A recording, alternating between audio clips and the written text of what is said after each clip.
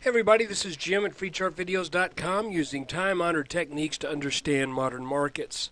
This video is for educational purposes only, and it is not intended to be used as any form of investment advice.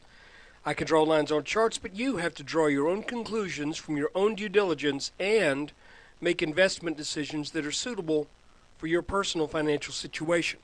I'm not a licensed professional, just a guy who draws lines on charts. And today is May 11th, 2011, 5/11/11, and we're going to look at the S&P 500. Okay, today was a pretty significantly down day, and I was not expecting that. But I think it kind of makes sense, and I've got a preliminary look at a possible secondary pattern that may be developing, and I'm going to show you that. But basically, I think what we've got here is we had this breakout, then we had a pullback, and then we had a breakout from the pullback move, a back test, and then another upwards move, now down a little bit again. And it looks like it's trying to turn up here, from about midday on. This looks kind of like a little bottom saucer being formed here. We'll know a little bit more about that tomorrow. But let me show you what this kind of looks like to me. And by the way, in a technical sense, this is the neckline of the inverse head and shoulders. So we closed under the neckline, but we closed over this support line here, this green line that I think is perhaps as technically important as the neckline. If you look at this green line, it is a line that is in this top. So in other words, in order for us to define our neckline, we have to drop this line below this peak just a little bit, creating an upslope on that neckline. If we draw this line here, it is almost horizontal. Both of these should give support. This one today, let's see if there was any bounce at all on that. I think it just plowed right. Yeah, it just plowed right on through it. So, but it bounced on this line. So if we look where things have been going, it's almost as if this line doesn't matter that much, because here, over, under, over, under, over, under. This line, however, test, momentary breakdown, test, test. So this line looks to me maybe to be our more of our benchmark on whether or not this pattern is going to play out. But let me show you something else I'm looking at. Let's go to a 10-minute chart here. And I'm going to draw a new line. Oh, another thing. If we take this peak and draw it kind of over this and this, you can see that today was sort of a back test on that line. That got under it just a little bit, but we closed above it. But I'm going to do something else. We're going to draw this line right here. And I'm going to draw a line under those two dips. And let's make these, pick a color. Someone said blue. Yeah, let's make them blue. Good, thank you. I was thinking blue.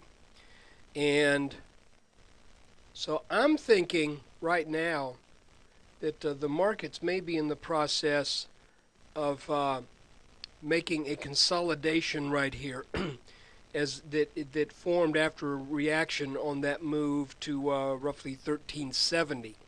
So what we'll want to look out for, obviously, is if this pattern holds true, what happens the next time we hit that top line, and if it turns back, what happens the next time we hit that bottom line. And then finally, the $64,000 question is, where does she go? So this is kind of what I'm looking at right now. I'm looking at this as strong support. I'm looking at this as also strong support.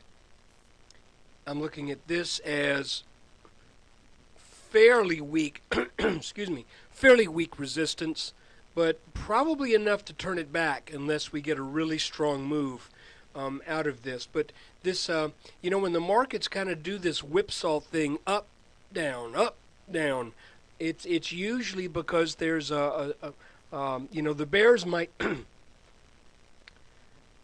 as I was saying, the bears might feel that they've got things under control here, but right now nobody really has anything under control. The bulls, well, the fact that we're up in the testing support above 1330, whereas many people just at the first of this year thought we would never get over 1300. So now we're looking for where is support, well over 1300. So that bodes well for the bullish case. We got to see what happens though with this pattern. We had identified this little line here that kind of runs across peaks, and I tell you, in a manner of speaking, the hanging out in this pattern may not be a bad thing if the markets are going to resolve upwards out of this, because this line we're looking at is being a line of resistance, and quite frankly, the longer we go sideways, the more upside potential there is before we meet that line of resistance. So if we had gone up here and slammed up against it at 1383 today, then I would have been going, I just don't know that it's got any more steam, even though our little inverse head and shoulders says 1420s. So anyway, you can see now, however, if this continues out of here for a while and we go sideways a bit longer and kind of wander around for a bit, we may be able to work our way to the 1420s, maybe a little bit later than what we were than what we were thinking, but that certainly is a possibility. But for right now, let's deal with the issue at hand, and that is, what's going on here between these blue lines? Is this a legitimate bounce today, or are we going to go up and test this line again? And then if we do we break it? You get the picture. So look, that's the S&P 500 update for May 11th, 2011. Thanks for watching. And remember, this is being brought to you free by freechartvideos.com. All I ask is for a little bit of web traffic at the website, and if this helps you out in a demonstrable and in a clear way, you can throw a donation to the website. The links are there. So look, take care. There'll be another video tomorrow.